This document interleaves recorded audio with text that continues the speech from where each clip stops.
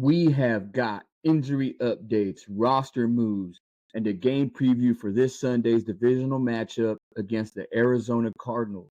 We'll also dive into some interesting rumors involving Davante Adams and whether the 49ers could be a landing spot. Let's get into it. Getting cold. Straight up fan reactions, breakdowns, and all the Niner vibes. No expert talk, just keeping it real with the faithful. And now, here's your host, Kyle J. Vigil. All right, you heard it here. You heard the AI host. Ladies and gentlemen, this is the Red and Gold. I'm Dennis Cole. Thank you for tuning in. The one and only Kyle J. Vigil. Right here, as always, sipping the chinate, as the OG homies in prison would say. They like to sip the chinate. I got my chocolates on right now. I'm chilling. I'm relaxing. It's Saturday. My apologies that I couldn't get this episode out a little bit sooner with all this updates. We've actually got a lot to get through from this week. And I just want to start right off the bat with team updates and an injury report. So I think yesterday, Friday's practice, I believe, we had Fred Warner and George Kittle, their return to practice, which was kind of doubtful. We know that they were both listed questionable for this game, but from my understanding, seeing them in practice bodes well for their starting potential, as far as I'm concerned. And what I'm led to believe is that them being there means they probably most likely should start. Now, both stars were back at practice ahead of Sunday's game, with Warner dealing with an ankle injury, Kittle recovering from some rib issues. Now, Kittle, Warner, Fred Warner has only missed one game in his career, and the dude is an Iron Man, right? He's the quarterback of the defense. I've seen a lot of people throwing it out there that if Warner can't make this game, then we're probably going to lose, because although Arizona's defense ain't that good, our defense hasn't been that good this year, with Fred Warner obviously being the star of the defense, literally the star of the NFL right now, in terms of defensive play. The guy's a fucking animal. He's an Iron Man. I hope to see them out there, but it's also a situation where, do we really want to risk injury, risk anything like that long term? Because we've already seen the injury bug bite this team after a Super Bowl in 2020, and this year hasn't been no different so far. CMC, I mean, the list can go on and on, right? Some of the guys are already back, but George Kittle, my thing about George Kittle, right? I was the biggest George Kittle supporter, right? Like, I love George Kittle, but over the years, it's kind of worn down on me. And at this point, I feel like George Kittle isn't even a number one tight end. Now, can he still make elite number one plays? Yes, of course, given the right position, given the right opportunity. But at this point in the NFL, or I should say at this point in George Kittle's career, he's probably one of the best blockers in the NFL. He's the best blocker the 49ers have in terms of, his ability to get out there and just pancake somebody, his speed, his agility. But George Kittle can't stay healthy. He makes these amazing acrobatic plays, and then he's hurt. So George Kittle had one really good play you could think of last week, and it was a touchdown play. I know he had more than that, maybe like 3 catches, but that touchdown play being the highlight of it, and then he's hurt again. So it's like, dude, this dude comes in, makes 1 touchdown, gets us 7 points, and then we don't see him for 2 or 3 weeks at a time. So ultimately, though, I'm not trying to sit here and dunk on George Kittle or the team, because obviously we know when George Kittle is out there, it benefits Brock Purdy. Their connection is solid. It's legit. So, and I'm a huge fan of tight ends. It seems like tight end play in the NFL is down a little bit, but overall, for me, like, all the most successful teams in the NFL throughout history, it's usually been because of a tight end and QB duo. And I know there is some, someone could sit there and be like, well, what about this guy? What about that? Maybe Montana and Rice and so on and so forth. But you look at Brady and Gronk, you look at Mahomes and Kelsey. I feel like George Kittle, like, that was there for us. That opportunity was there for us, and the Niners never maximized it. 2019, George Kittle said he would get his revenge and he would be back to a Super Bowl. I don't know what he told Shanahan going into last year's Super Bowl, but it's not like he got that many targets from what I remember, and he might have already been banged up. So, anyways, they're back at practice. Hopefully they play, and hopefully Kyle Shanahan can get them in and out and limit both of them, Warner and Kittle, to where they're not exposed. And hopefully the 49ers can manage this game, not only get a win, but keep these guys healthy. So let's move on real quick. Here's another update. Defensive tackle Yetur Gross-Matos has been placed on IR. That was breaking news that just came out today on Saturday. That didn't really, I mean, it kind of caught me off guard because I wasn't aware of any injury for him. I don't know what position I don't know what state he starts for us. Like, I don't know if he was second string or third string, but our depth at defensive tackle, defensive end is not that great right now. So something to look out for. But on the positive side, Kalia Davis was activated. So a lot of people have been speaking really highly on Kalia Davis the past couple of years. Most recently, this mini camp, I know a lot of people were excited to see what he could do.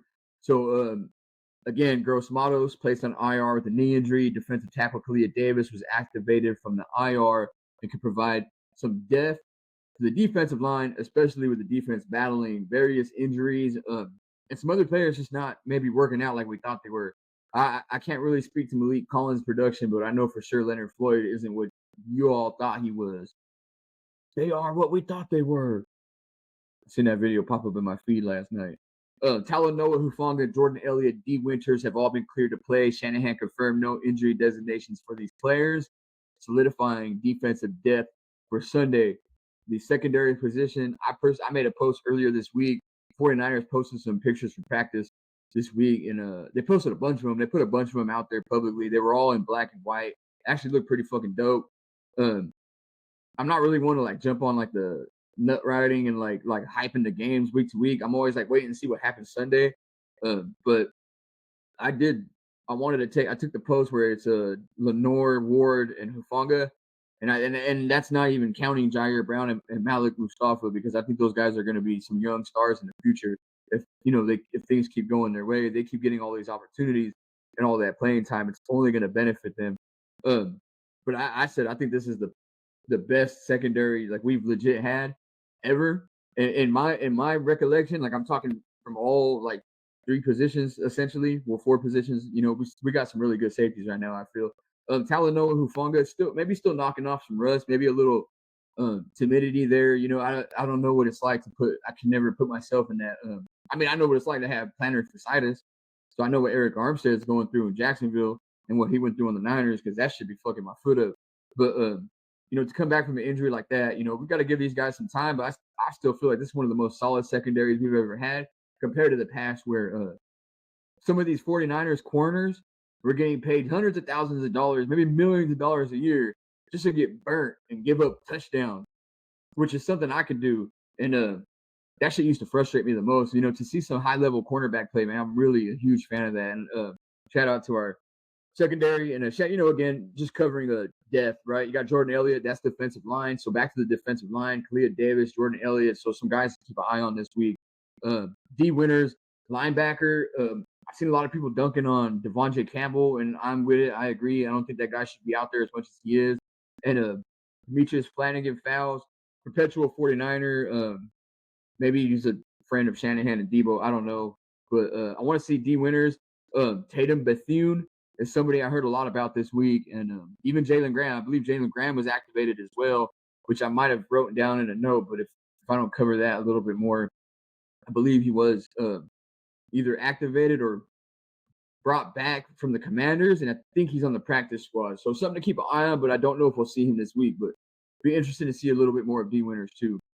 And back to just Jalen Graham real quick, because I know I wrote it down, and I don't see it in my notes right now, but he was somebody I think the Niners cut, but a lot of people have spoke really highly of him. And then the Commanders signed him to their practice squad, and I think the 49ers just poached him back. So I know some people were really happy for that one. And then another note on Tatum Bethune, something that I heard about Tatum Bethune this week was I believe Bethune was drafted from the same team as Renardo Green. And I listen to Ryan G. Hensley and Grant Cohn, huge fan of Grant Cohn. I'll have to touch on that use check thing here in a minute, but I'm a huge fan of Grant Cohn and Ryan G. Hensley's podcast. Shout out the best 49ers podcast on Spotify and Apple. Check it out. They got legit. I love the way that they present 49ers news and information from their point of view. Similar, I mean, I wouldn't say like I want to be like them, but more in line with what I do. But theirs is obviously more in depth and more expert. I'm just a fan reacting and telling you what I think is important. And if you agree with me, you agree with me. If you don't, I'm all here for the back and forth because that's what I like. I got completely sidetracked, but Tatum with you. They said that Ronaldo Green, drafted second, was a good corner, but maybe not one of the best. And Tatum Bethune, I think, was drafted in the seventh. And Ryan G. Hensley said he has a boy from, I think, Florida State, FSU. I think that's where they came from. I could be wrong on that, but that told him like, hey, Tatum Bethune is the guy that you guys got a real defensive player in him. So, a bit high recognition and regard for Tatum Bethune. A linebacker, I even seen a note that John Lynch said that Tatum Bethune, you say his name so many times, it's almost like Beetlejuice is going to appear. Tatum Bethune, it's like a spell.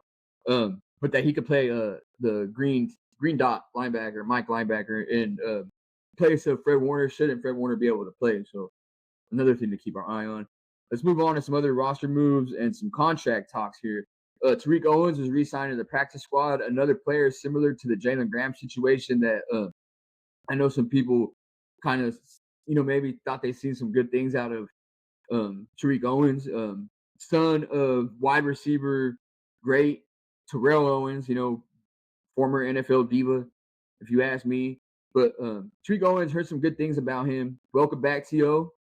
This move for us, for me personally, like I said, like maybe I'm biased because the people I listen to like him, but he did get hurt. And then I think they had to let him go. Ultimately, to have him back is something I was looking forward to because we don't know. The NFL season is long. We've seen Deebo get hurt. We're seeing Jawan get a lot of targets now. And we haven't seen BA come to form yet. So there might be some opportunity if Tariq Owens is healthy, whether it's special teams or just, getting in a game where maybe some of these other guys can't really play. So we'll have to keep an eye on little T.O. and see how that goes. Sam Okawanu's breakout performance, something that I've been wanting to shout out. We talked about it last week. Sam earned a 92.3 PFF grade last week and recorded his first career forced fumble.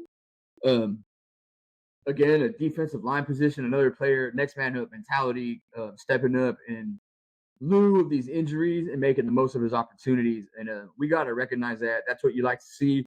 This is how us as 49er fans come to, to hold these players in high regard and have this like attachment to them, because over the course of seeing this guy start out really young with the 49ers and watching his career flourish on on a situation like this where, we know we're down in the trenches, we're down a guy, we need someone to step up. Maybe we're worried about it, and this dude comes and he, with his big fucking red and gold cape and saves the day. So shout out Sam Okawanu. Good things from him so far, and hopefully they continue. Moving on, I want to talk about, I'm flying through this real quick. If I could make this a half hour to 40-minute episode, I would be happy. And I know you guys would like that too, because you're not going to have that much time to listen to this before the game. And hopefully I'll be able to put out a 49 Palms week 5 reaction episode tomorrow with my co-host Ray J. Garcia, a.k.a. Set Real Cortez uncle. Anyways, okay. So I want to get into some contracts. The Davante Adams trade rumors has been something that a lot of 49ers fans are talking about. To me, we obviously don't need another wide receiver. I don't really think a star wide receiver or another star wide receiver would really help or change what this team needs right now, where we need more blocking for Brock. We need more help at the running back position. Not saying Jordan Mason needs help. The dude does not need help. Jordan Mason was a freaking diamond just waiting to be discovered. Shanahan was trying to keep him, in the cut for whatever reason. But we seen flashes from Jordan Mason last year where he got like 6 yards of carry.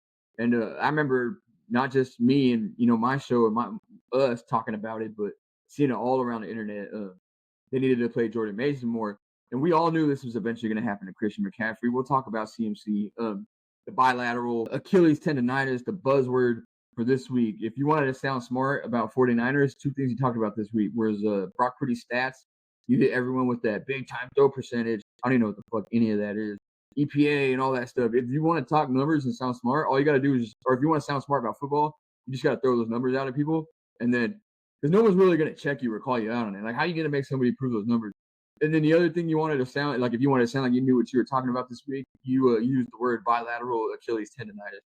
Anyways, before I get too far off track, let's talk about Davante Adams. The trade rumors, he essentially requested a trade from the Raiders, gave them a list of teams he'd be willing to play for. The 49ers were on there. The internet went wild. This had been speculated on in the offseason for a while now. It was obvious that Davante Adams was never really happy. And it's obvious, or this is what's funny to me, right? Because I think like a week or two ago, Davante Adams went on K Adams or Up and Adams, her show, where he essentially said he's happy where he's at, that he wants to put an end to all the trade rumors.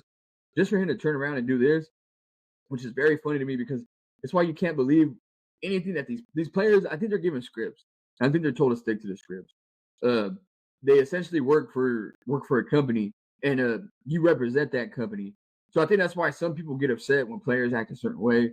I don't know, right? But you can't take their word for anything. So whenever, like, last week, me and Ray talked about Jordan Mason should have got the opportunities last year, and he said that Jordan Mason even came out and said that he wasn't ready because he's supposed to say that. Imagine if Jordan Mason came out on the best team in the NFL with the offensive player of the year and said, "I need more touches." We would have laughed at him, right? He has to say that, but he's proven it now, right? We need to do more two-back sets. We need to be able to split the ball evenly, split the touches evenly, and hopefully take some of the wear and tear off of these dynamic running backs that are essential for this system. Anyways, right? ADHD, the coffee's kicking in. So potential Davante Adams trades, why I feel like why he won't come to the Niners, why I feel like it won't work for us, right? A lot of people are upset with Brandon Aiyuk's contract situation. We already have two overpaid wide receivers that don't produce at the rate or expectation that the organization and the 49ers fan base wants them to. What does anybody think Davante Adams is going to do? All he's going to do is come in here and take targets away from Kyle Juszczyk, and Kyle Juszczyk ain't having that. So, again, it's not going to happen. But the reason why trading Aiyuk for Adams is like not a reality is because it would result in a $45 million cap dead cap hit, which to me this isn't feasible for the 49ers, being that they've already like cutting the cap pretty close to my understanding. They just paid Trent Williams, they just paid Jawan Jennings, they just paid an injured CMC. They nitpicked paying the healthy Brandon Aiyuk for whatever reason, but they just paid Brandon Aiyuk, and then they got one of the biggest contracts coming up since Jimmy Garoppolo, Brock Purdy's contract, right? Like the market for quarterbacks has gone up when we once made Jimmy Garoppolo the highest paid quarterback in the NFL. Brock Purdy might very well be the highest paid quarterback in the NFL next year, and a $45 million dead cap hit would help that situation. So Brandon Aiyuk is here to stay. As far as I'm concerned, 49ers fans, make yourself comfortable. He's probably the only jersey you can legitimately hold on to for being here next season, whether or not we win a Super Bowl this year. I'm just saying, I don't think a lot of teams are going to want to take on that contract right now, especially not the way he's producing, right? So just accept it for what it is. The situation that I personally would be okay with, and this isn't going to come to a shock to anybody that knows me or listens to my show, a Deebo Samuel trade possibility. I don't know how like I know about the dead cap hit for Brandon Aiyuk just because I heard somebody talking about it. I don't know, I could be wrong. The same thing could apply to Deebo. I know he's a pretty hefty paid wide receiver as well that can't stay healthy or stay on the field for more than a game or two at a time. But there's the possibility that, maybe the 49ers do want to make a change there and they throw Deebo out in a trade situation, or Kyle Juszczyk out in a trade situation, or even Kyle Shanahan. No, I don't know. But me personally, I would be up for a Deebo trade. I just don't see how the Raiders would factor or compare Deebo to, like how would you say, like, is it fair compensation? I don't know. I don't even know what the Raiders want. or expect? Like, how do you get better at the position, or are they just going to try to fill in holes at different positions, or are they going to try to build for the future? Actually, I just discussed this whole thing with a friend of mine, another podcaster, who he's been on my show. Shout out Steve Jeezy from We Are the Mess podcast. Go ahead and check that out. I believe that episode will be out this Wednesday. But check back in. Follow him on Instagram. We Are the Mess podcast. We discussed that whole situation. Like maybe the Raiders are building for the future. Who knows? But an older Davante Adams would have factored into the future anyway. So it makes sense that he wants to get out of there too. Maybe get himself a ring finally. But yeah, for me, Deebo Samuel wouldn't hurt. It wouldn't affect me. I don't even think it would affect the team. And I know you diehard 49er fans would hear that and say, how can you say that when Deebo Samuel, when he's hurt, we lose? That's because, to me, that's always been Kyle Shanahan's play calling. That is strictly what it is. And I think Kyle Shanahan's system, it should never, the NFL transitioned to like a dominant passing league like 10 years ago. What Kyle Shanahan excels best at, to me, has always been his dynamic running game. And, by like consequence of having all these guys on the field, defenses can only account for so much, right? And I think that's why Brandon Aiyuk definitely had the year he had last year, because we were like overall one of the most healthiest teams throughout that, especially in that long stretch. So you had McCaffrey out there, you had Kittle out there, you had Deebo out there. You might have had Juszczyk, Jawan Jennings out there, and who are you going to double team? You know what I mean? So I think sometimes some teams wanted to double team Christian, some teams wanted to double team George Kittle, even Deebo. And I think that got Brandon Aiyuk open a lot. I think Brandon Aiyuk was highly overlooked last season. And I think this year teams are kind of focusing in on him and Purdy, and he's admitted that he thinks that too. Real quick, there's one note that I wanted to get to. Samuel and Aiyuk right now on the team are ranking 4th and 5th, and I think I got those switched. I think Brandon Aiyuk is 4th, and Deebo Samuel is 5th in run blocking, like effectiveness for the 49ers. I don't exactly know how they came up with that stat, but it was something that I seen. It's funny because a lot of people will highlight, Brandon Aiyuk's not out there doing his job, right? Because he won't make these catches, or he's not getting the targets, whatever. But I'm like, dude, he's still out there, doing everything the 49ers ask him to do. He's out there blocking still, you know what I mean? But the reason why I did bring that up though is because I think it did kind of point to the fact that in the past, these dudes would have been ranked much higher in terms of that amount of effort, because they were trying to prove themselves. And I think there's a point too where now they know hey, we put our bodies on the line the past couple of years. I think it's time for these younger guys and these other guys to start stepping up and doing the same thing we had to do. I think there's a little bit of strife there between Shanahan and Aiyuk, a lot of strife. We've seen the whole what was it, the black shorts meltdown or the red shorts meltdown, whatever it was, the strip tease on the practice field.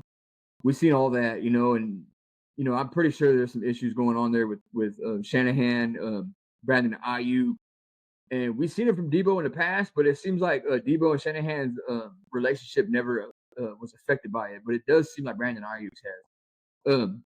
One final note: Adams did note that he prefers either the Jets, or was it the Jets or the Bills? I can't remember. But we do know he wants to play for the Jets because of his boy Aaron Rodgers, and ultimately, I think he's probably going to get what he wants. That's my final thought on the Davante Adams thing. I guarantee he's not coming to the Niners, so we don't need another one.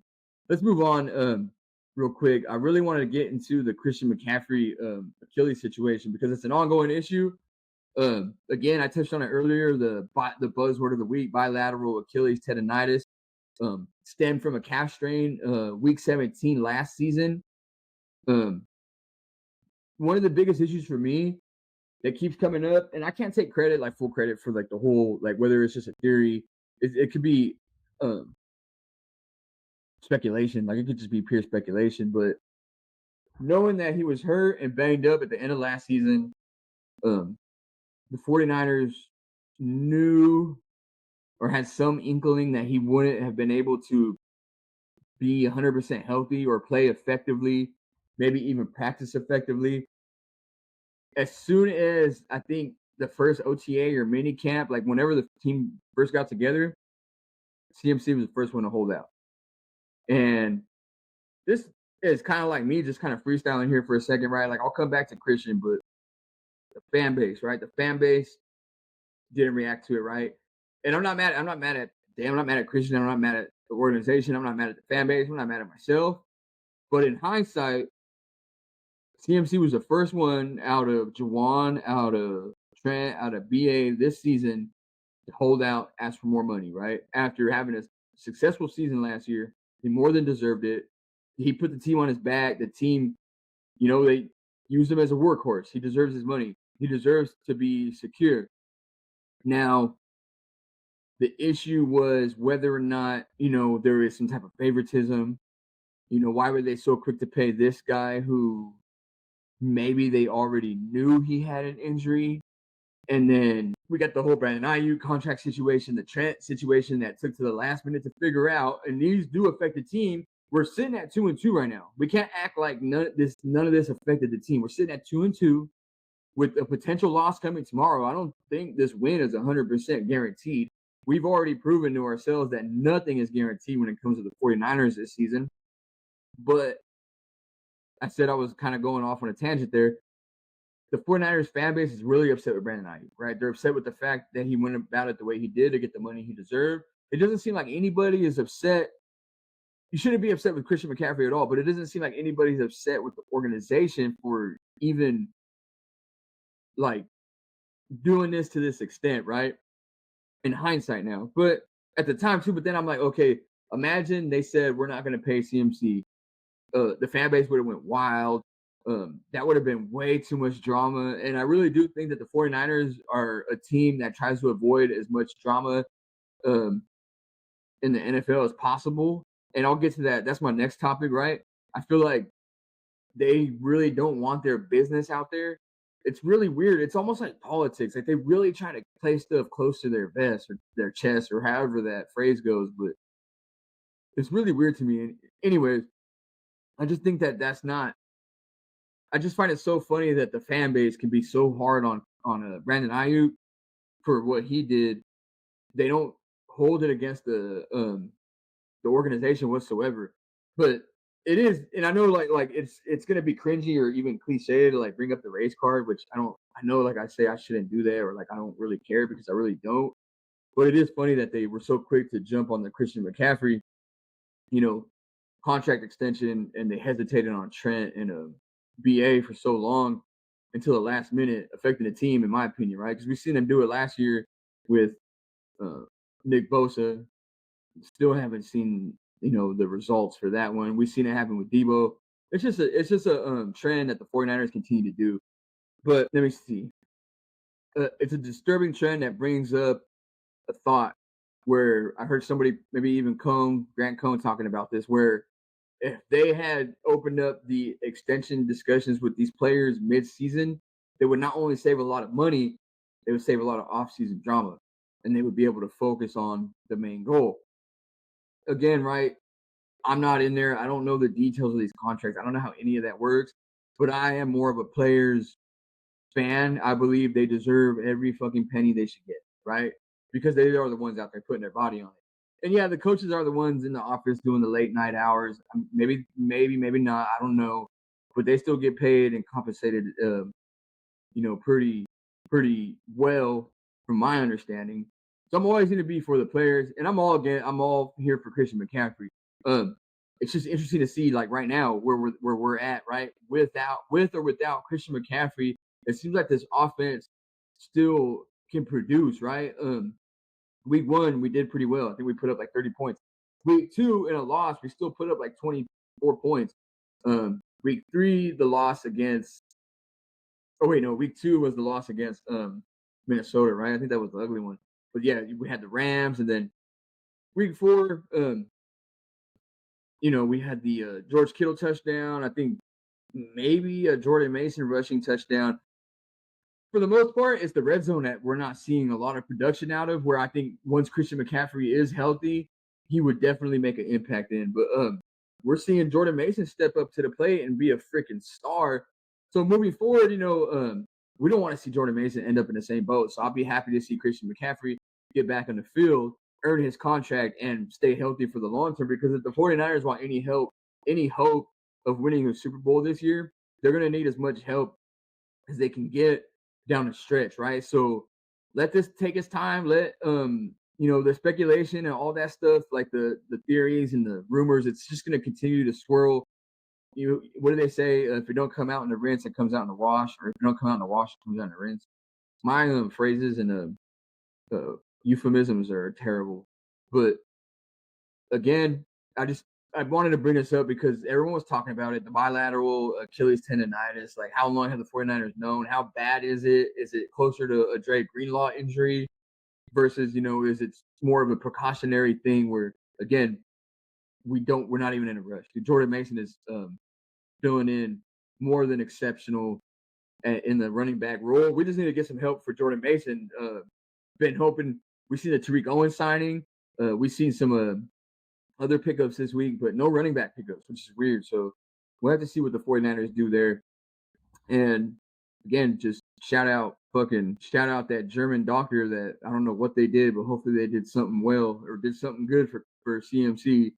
And hopefully we get him back. And why I say we're going to need him in the stretch is because I think the 49ers are coming up upon not only, I just seen it, the 5th toughest remaining schedule in the NFL, but they got 2 divisional games in a row. We got Arizona at home, a power running back that can run. Dude, last year against the Cardinals in the last game, the second game we played them, they ran for 240 something yards in a game that we won. Like most of the games that we lose is because we can't stop the run and because we can't stop a mobile quarterback. So it's going to be an interesting game this Sunday. Next week, we got to go to Seattle. Seattle's got a new coach, so they're playing with a new energy, but they still got Geno Smith. So I don't really know if I should worry about them. If I had to pick out of these next 4 games, I would say we win 2 and we lose 2 because we got Kansas City coming up. I definitely do not want to win that game. I swear to God, I do not want to beat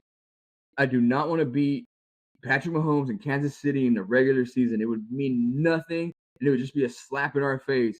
And the week after that, we got Dallas Cowboys. How many times are we going to beat the Dallas Cowboys before they embarrass us? Because let's be honest, ladies and gentlemen, the San Francisco 49ers are the new Dallas Cowboys. They're America's team. That's what everybody says. And it sucks to be America's team because Dallas is America's team, and they suck ass. And yeah, I would hate to lose to Dallas because their fans are finally going to have a reason to talk shit. But I don't know. I don't even want to beat Dallas this year. But that's what I'm saying. So then we'll be 4-4, and it's going to be very important for the 49ers to go on a run like we've seen them do before. And, maybe that's what the kick in the ass this team is going to need to finally get some of these players' heads out of their asses and light a fire under their ass. I keep saying ass. Too much Diddy on my mind this week. Been having a lot of discussions about Diddy this week. All right, let's go to this locker room controversy and media policy. It came out yesterday. The NFLPA tweeted out, the NFLPA locker room media policy, which, from my understanding, it had some concerns about male reporters' behavior in the locker room. You had who was it? I can't remember the player's name, but people, Twitter is it's a madhouse. But you got some guys on there calling reporters meat watchers, and it stirred up a topic of debate. And the 49ers obviously brought up into it. And if you're a 49er fan, I'm pretty sure you're aware of it. And you're probably split on the situation, right? I've seen a lot of 49er fans jump into Kyle Juszczyk's back, being like, yes, he's finally speaking up for the team. And then I've seen a lot of people defending Grant Cohn. I'm on Grant Cohn's side, right? Now, essentially what they're trying to do is they're trying to limit locker room access to these reporters and journalists, right? And which is really weird because, well, I shouldn't say weird. Like, I don't know anything about that line of work, but from my understanding, this has been a long-term sports tradition forever. It happens in hockey, it happens in basketball, it happens in baseball, it happens in the NFL, and the NFL is the first ones to try to get rid of it. And my wild and inappropriate speculation obviously leads me to the Aaron Hernandez show, which is just insane. I talked about this on my boys' podcast, which you guys it's not gonna be out till later this week, but everyone's talking about Agatha All Along on Disney Plus being the gayest show on TV right now. and I keep telling people you obviously haven't seen American Sports Story, Aaron Hernandez, but what they show in those locker rooms, I mean, I understand, right? Like I wouldn't want that stuff to be out there either. At the same time, it's so weird that the NFL Player Association has came to this point where they're trying to, limit our access. Like this is how we consume the NFL, and the NFL wants to make it harder for us to consume it. It's so hard to even watch Niner game if you don't have live television. Um, if I want to watch, a CBS, a AFC game and it's on CBS, Raiders, whatever, Paramount Plus. Okay, cool. If I want to watch a Sunday night game, Peacock, Sunday night. If you want to watch Thursday night games, Prime, Amazon Prime. Okay, cool, right? If you want to watch ESPN, Monday Night Football, or any 49er game, you have to get live TV. That's just like $75 a month. So for $75, I get to watch the 49ers lose twice and win twice. I get to watch Brock Purdy up in a game, get a play call for 3 passes in a row, and him throw an interception in late in the game where we're already up. And it seems like Kyle Shanahan wants to give these teams opportunities to come back. You see what happens, guys? My ADHD kicks in. But anyways, so back to the NFL media room policy. Kyle Juszczyk tweets out, I think he said maybe we can keep Grant Cohn out of the locker rooms while we're changing. And I watched Grant Cohn's response to this, and he, I wouldn't say he was too flustered. I mean, I try to put myself in that situation. Like, I would probably be pretty flustered too. Like, I probably would have been immediately like tweeting, like, or whatever, like just responding, like, oh, this motherfucker, like, fuck you, like, he's a dumbass. Like, at the same time, though, too, it did kind of seem like Kyle Juszczyk was taking a shot at Cohn. My personal thoughts on that, I've heard Cohn point out that Juszczyk, like, this is the shit that they don't want you guys to know, right? This is what 49ers media doesn't want you to know. And this is what I mean in media, Lombardi, Mayoko, and their employees, right? This is why Grant Cohn, Ryan G. Hensley, the coach, the 4-man front, like all those guys, Rob Stats Guerrera, Levin Black, right? People like that, this is why they're good to listen to too, because they're going to dig and do deep dives and try to find more information, right? We found out because of these guys that Kyle Juszczyk wasn't happy, that he was upset with him taking a pay cut. Who else was upset with having to take a pay cut last year? Eric Armstead. Eric Armstead said, I'm not staying, and he left. Kyle Juszczyk chose to stay, and I've seen Grant Cohn publicly criticize the 49ers, and this has nothing to do with Juszczyk, right? His usage Kyle Juszczyk's usage as a fullback in this day and age in the NFL, on what's supposed to be one of the most prolific and offensive coaches, genius offensive coaches team. He doesn't have control over how much he gets used. I guess he has control over how much money he makes, but who's going to turn down like, $8, $7, $9 million, whatever, and gets told they only have to be on the field 45% of the time? That's not Juszczyk's fault. But we do seem like maybe, and there was a rumor that the organization was going to start holding Kyle Shanahan accountable for all these contracts. It does seem like Juszczyk has been on the field a little bit more this season, but from what I heard, I think he's hurt and banged up. Grant Cohn didn't like that. He did say it was kind of disrespectful to insinuate that he was watching or would want to watch players change. That's an massive invasion of privacy. Grant Cohn isn't the only person in there, though, at that time. And according to him, he says whenever players are at their actual individual locker, that most of the reporters stay in the center of the locker room and only approach players when they're already interviewing. I could have that wrong, but again, I just thought it was interesting. And the other funny thing about Juszczyk being so supportive of this is that Juszczyk is the guy that talks the most for the team. So if they take the media out of it, what the hell is he going to do anyways? Okay, moving on. We're flying through it. We're at 40 minutes. I thought I was going to keep this one shorter. I don't even know how important this next topic is, but I did want to talk about it. And it's kind of in regards to Brock Purdy was mic'd up. Everybody heard him talking about, I'll get you guys Toyota Camrys, his offensive line, Kittle, like everyone making fun of him because he's a commercial star now. Some 49ers players were in the most recent Transformers movie commercial. We're seeing Brock Purdy everywhere. And we seen Dak Prescott in the Venom commercial, and he got like Diddy licked with a giant Venom tongue, which I'm already predicting is going to be a meme pretty soon. I just can't wait to see that. But everyone's been talking about the potential Brock Purdy contract that he might get paid $60 million a year. And I've had my own co-host tell me that what if Brock Purdy does take a team-friendly contract, which a lot of people are like, but why? Like, is he really that guy? I don't know. You know what I mean? A lot of people said that this mic'd up. To me, when I feel like players are mic'd up or players know other players are mic'd up, I wonder if they're trying to put on more of a show. Like they know they're gonna get certain clips. Kind of like how I'm doing here. Like if I'm doing this show, like I might prepare a few things to say because I know I might get a reaction or it's gonna make a clip for me that will kind of get a little traction and stuff like that. But one thing that I've seen a lot of people point out is that it seems like the real Brock Purdy comes out when he's playing. The Brock Purdy we see on the podium is like the practice button up guy. Uh, I'm in the boat that Brock Purdy's gonna want every single penny he can get, just like Dak Prescott. Motherfuckers are both in Hollywood right now, so you have to wait and see. But I don't want to jump too far ahead. We still got a whole season ahead of us. One thing that Ray had brought up to me yesterday, we tried to get together. We weren't able to actually record, but we were just kind of shooting the shit. And he asked me if I thought Brock Purdy was MVP so far of the league.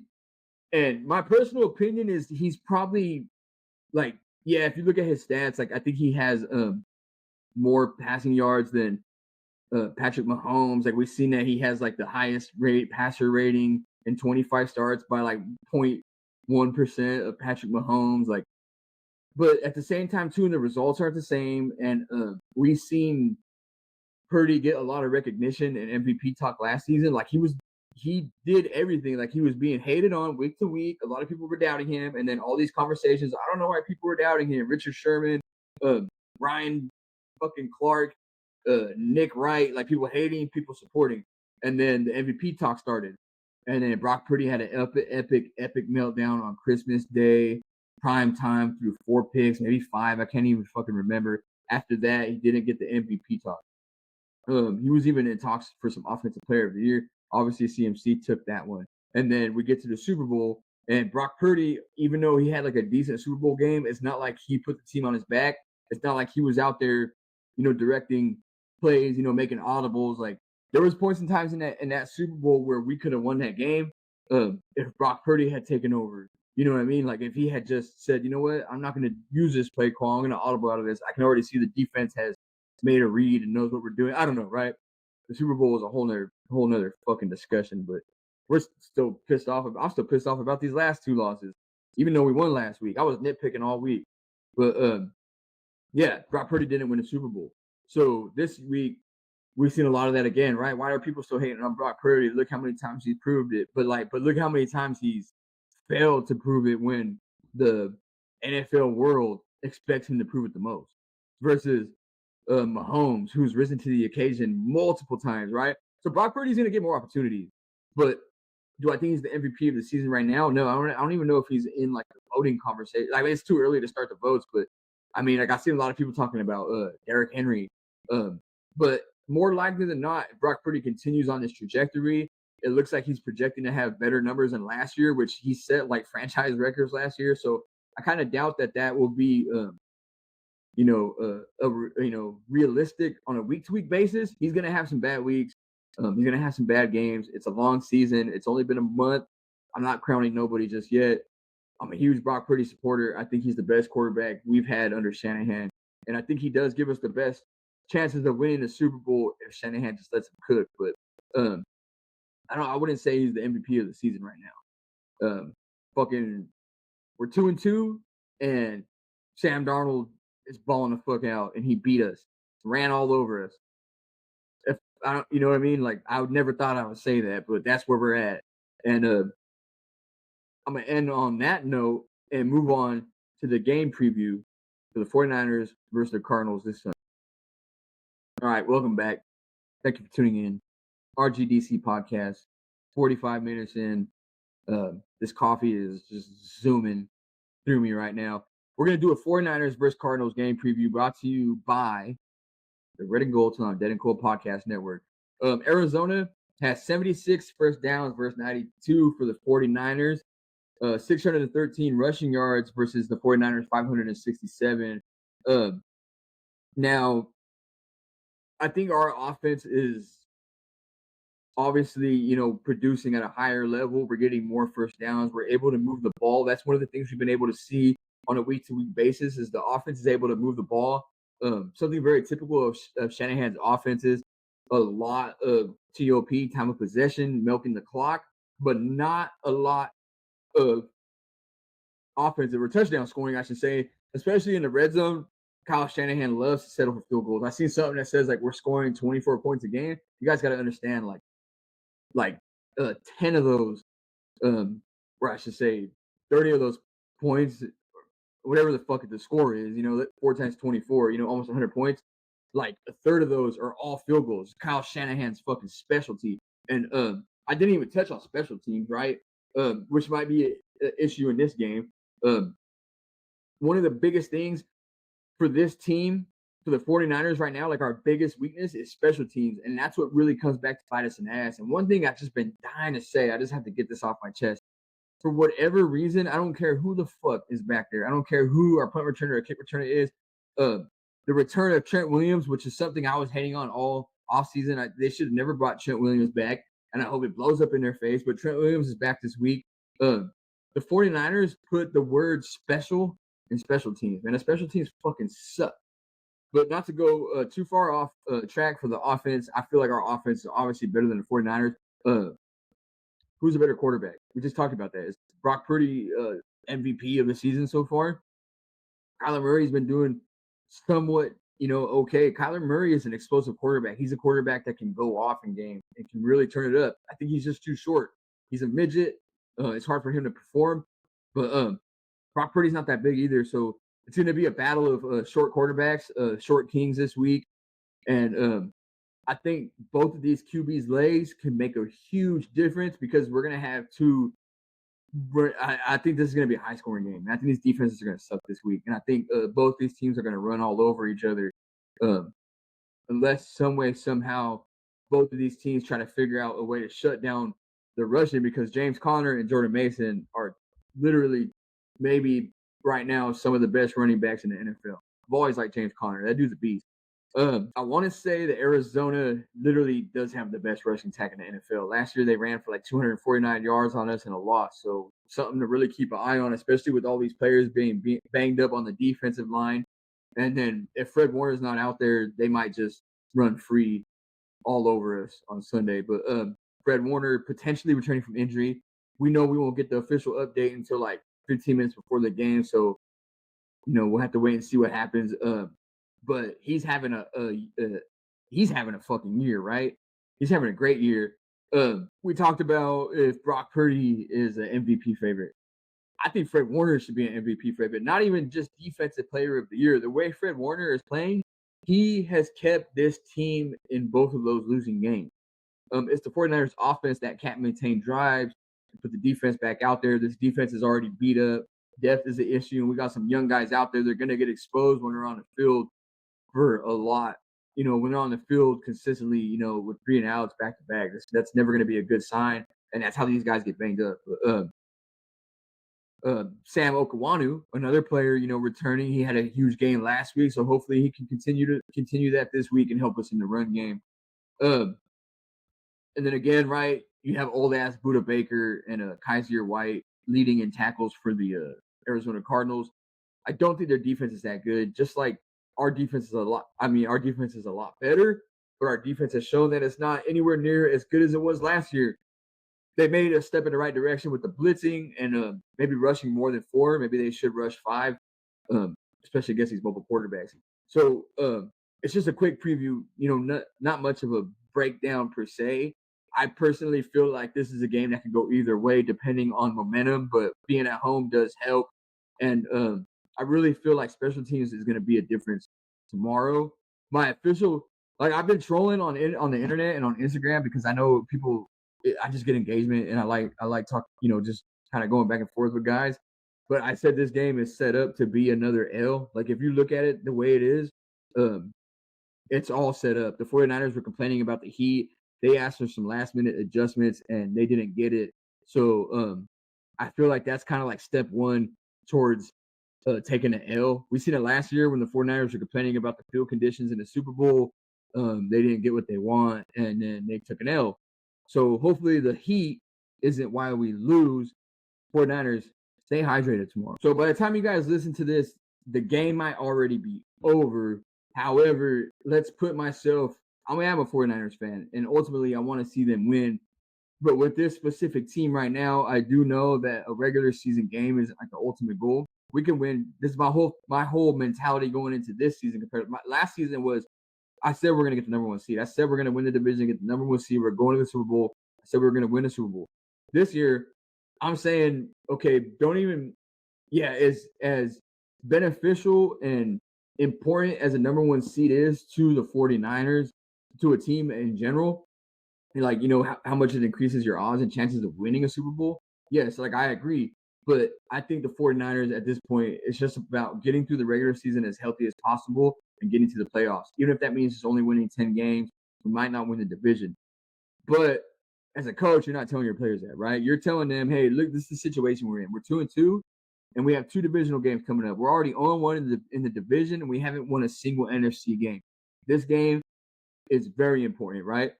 It's a division game. It's a must-win game. We have to control the division if you want to secure a playoff spot. That's the only way you can guarantee a playoff spot. Otherwise, you're fighting for a wild card, which we've seen 10-6 teams not go to the playoffs. So even with this 7 playoff spots. So to me, that's what's important because, again, right, we have another divisional game. I think Thursday night. So it's a short week, right? You don't want to come off an L and then have to play again on Thursday. You're already going to be beat up and tired. We don't know what the hell's going to happen Sunday. So this game, very important. That's what I'm telling them. I'm telling them if you are who you think you are, if you think you should have won the Super Bowl last year, then it starts today. You have to win this game. You have to beat the Arizona Cardinals. You have to shut James Conner down, and you have to limit Kyler Murray's impact. And my name's Kyle, not to be confused with Kyler. Kyler is Kyle with the hard R. You got that? After those 2 divisional games, again, I highlight how, as much as I am a 49er fan, I would definitely ultimately want to beat Kansas City and Dallas Cowboys, but I'd rather do in the playoffs or in the Super Bowl. Let's be real. If we split those games, which more likely would happen, like Dallas sucks. They suck. We always beat them. I just don't know how many times we can count on that. Like they might figure something out. The Rams figure something out every couple games. You know what I mean? So, but it's highly important. This game's highly important because just look at that schedule. It's the fucking Cardinals, it's the Seahawks, it's the Chiefs, it's the Cowboys. We might laugh at the Cowboys, we might laugh at the Seahawks and the Cardinals, but we're definitely going to lose one of those games, guys. That's just my mentality going into this week. So, very important because that would put us at the most 5-3, the worst 4-4. Oh, I guess the worst 2-6. Fuck. Go 2-4. God damn, I'm fucking. I can't even do math right now. Too much coffee. Anyways, so let me take a quick pause and just make sure I didn't miss anything I really wanted to go over this week. Okay, I just want to go over a few more notes for the Cardinals game. The Cardinals have totaled 1,322 yards on offense, averaging 5.6 yards per play. Their rushing attack has been impressive, averaging 5.3 yards per carry, but their passing game remains inconsistent. Key players like Budda Baker and Kaiser White are leading the charge on defense, but Arizona's inability to generate consistent pressure and low sack totals, just to be their Achilles heel. Might want to fact check those. But the 49ers offense leads the league in efficiency, boasting 1,656 yards and an impressive 9.3 yards per passing attempt. Purdy has been playing at an MVP level, and the offensive line, anchored by Trent Williams, continues to open lanes for Jordan Mason and provide solid pass protection. I don't believe that. I should say inconsistent pass protection, but Brock Purdy makes up for it. That's what it is. Neutralizing the rushing attack, that's going to be huge for the 49ers, and Arizona's pass rush isn't that good. That should bode very well for Brock Purdy, again, bringing up his mobility. Okay, so I'm just going to go through a few quick things real quick that I've seen from this week. Trent Williams stated that he is not thinking about retirement and is enjoying every moment of playing football. This should put 49er fans at ease as the future Hall of Famer continues to anchor the offensive line. I call bullshit on that one. How many times have we seen a player say, oh, I want to be here long term. We just talked about Davante Adams. Trent Williams just went through a massive contract negotiation. He might not even play this whole season. Why did they do that? Bullshit. Shout out. Diamador Lenore having a very strong start to the season. Lenore has allowed just 66 passer rating. Excuse me, I fucked that one up. Diamador Lenore has allowed just a 66 passer rating this season and is entering free agency next year. The 49ers should lock him up before the market heats up. That's something I keep seeing a lot of people talk about, and that's something I referred to earlier in the show with all these contract negotiations the 49ers wait to do until late in the offseason, affecting the next season, affecting the players' production and everything. So, Diamador Lenore, somebody I'm really fond of, a jersey I would really be interested in investing in, and I really hope he's here long term. Back to the special team woes. Another note: special teams remain a weakness. Under Shanahan's tenure, they have been inconsistent and always underperforming in this area. This year has been plagued with misassignments and failed coverages, and it's time to question how much longer this issue could be ignored. So after this game, like I said, if this becomes a determining factor in a loss, we might see some changes there. Whether I think his name is I don't know what the fucking offensive or the special teams coordinator's name is, but maybe we'll see some firings there, some movement there. An interesting post that went around this week: Brock Purdy compared to Patrick Mahomes. Purdy currently leads the NFL in air yards, boasting 257 more than any other quarterback since the start of last season. Purdy has outperformed Mahomes in key metrics, although Mahomes still has 3 Super Bowl rings, something the 49ers have yet to achieve with Purdy at the helm. You guys all seen that post about Brock Purdy having a higher passer rating than Patrick Mahomes in 25 starts. To me, I think that highlights what we all know, that coaching is important, and coaching can only get you so far, or it can get you all the way depending on who it is and what the coach allows these players to do. I would prefer, if I had to pick between Patrick Mahomes and Brock Purdy, I'd obviously take Patrick Mahomes.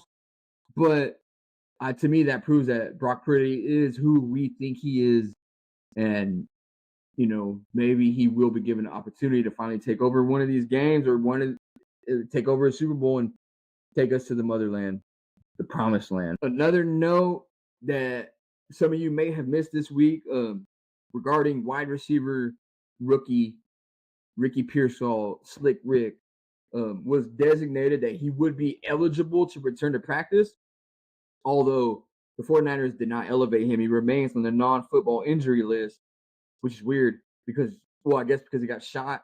But prior to being shot, he was already hurt. I don't know if he was fully 100% recovered, which is weird. But still recovering from being shot during a robbery attempt before week 1. Shanahan has expressed optimism, but said Pearsall isn't ready to return just yet. So we've seen Trent Taylor get elevated. We've seen Tariq Owens get signed to the practice squad. And Jacob Cowing having some promising moments. So hopefully we see something there, but I don't know how well or good it's going to look for Ricky Pearsall, even though Lynch did say he expects for him to play this year at some point. All right, and we are exactly at an hour. I think I should maybe end this episode here. My final prediction is that the 49ers will defeat the Arizona Cardinals. I think this might be a game where the 49ers defense performs well towards the end. And I think early on, it's going to take some adjustments. So we might see some scoring from the Cardinals. But I'm going to say 21-13, San Francisco 49ers defeat the Arizona Cardinals at home on a hot game. It's going to be hot as fuck. It's hot as fuck in my room right now. I'm sweating. I don't even know why I got this big-ass hat on and shit. But I'm going to end that there. Thank you for tuning in. This has been another solo episode of the Red and Gold Till I'm Dead and Cold. Your host, Kyle J. Vigil.